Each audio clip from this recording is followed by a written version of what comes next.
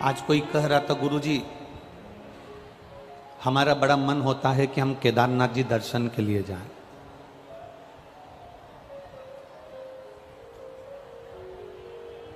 हमारा बड़ा मन होता है कि हम अमरनाथ जी दर्शन के लिए जाएं।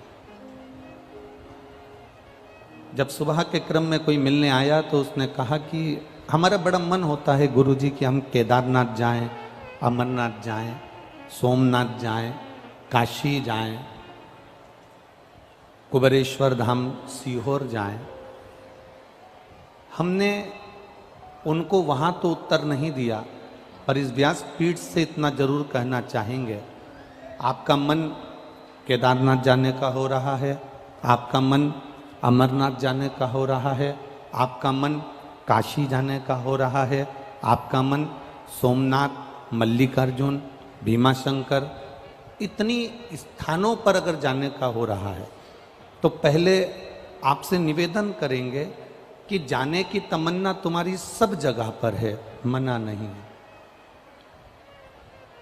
पर पहले सबसे पहले तुम्हारी जाने की तमन्ना सब जगह पर हो, पर सबसे पहले तुम्हारी चित्त वृत्ति में, तुम्हारे मन में ये विचार लेकर आ जाओ, एक विचार तुम्हारे भीतर ये लेकर आ जाओ कि हम पहले अपने घर के नजदीक में, घर के पास में जो शिव जी का मंदिर,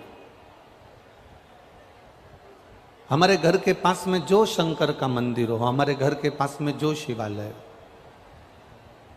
हमारे घर के पास में जो शिवालय, जो शिव का मंदिर हमारे घर के पास में हो, जो शिवालय हमारे नजदीक में हो, जो शिवालय हमारे घर के पास में हो, पहले हम उस शिवालय में जाना चालू करें। जब हम अपने घर के पास के शिवालय में जाना चालू कर देते हैं तो फिर केदारनाथ खुद आपको इशारा कर कर अपने पास बुला लेता है।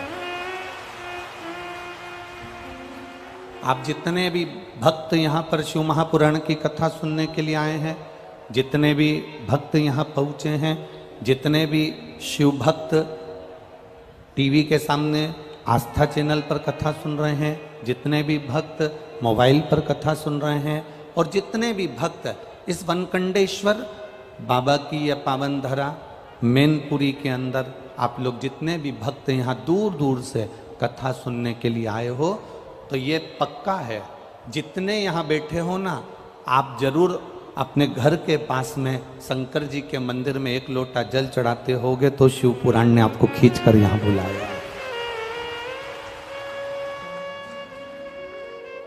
बाबा बुलाता तभी है जब आप आपके घर के नजदीक में जो शिवालय है, उन शिवालय में जाकर आप सेवा कर रहे हैं, उन शिवालय में जाकर आप अर्चना कर रहे हैं, उन शिवालय में जाकर आप पूजा कर रहे हैं, उन शिवालय में जाकर आप एक लोटा जल समर्पित कर रहे हैं।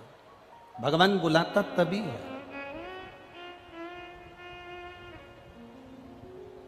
अच्छा, एक विचार करिए, आप जिस कॉलोनी में रहते हो, जिस मोहल्ले में रहते हो, जिस कॉलोनी में, मोहल्ले में, जिस वार्ड में रहते हो, जिस क्षेत्र में रहते हो,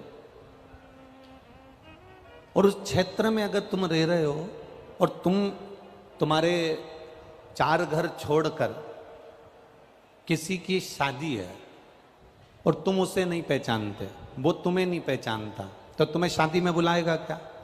जम के तो बोलो जरा, नहीं बुलाएगा ना। शादी में कब बुलाएगा वो? जब तुम्हारा उसके घर में आना जाना होगा, उससे पहचान होगी, उससे मिलना जुलना होगा। राम राम, सीताराम, जय श्री कृष्णा, श्री शिवाय नमस्तुभ्यम, हर हर महादेव, बोलबम का नारा, बाबा एक सहारा।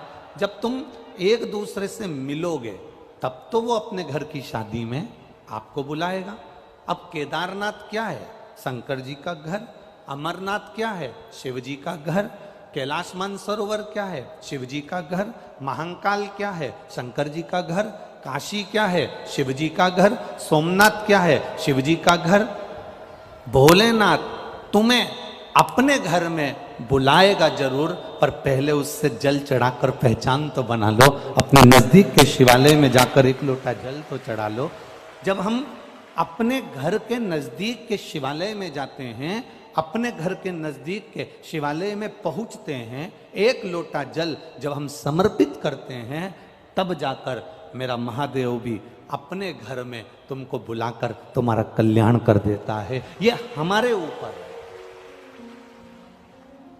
अब तुम अंदाजा लगा कर बैठे हो कि मैं कथा में जाऊंगी, मैं कथा में जाऊंगी, मुझे कथा में जाना है, मुझे शिव पुराण में जाना है। तुम ऐसे शिव पुराण में जा ही नहीं पाओगे।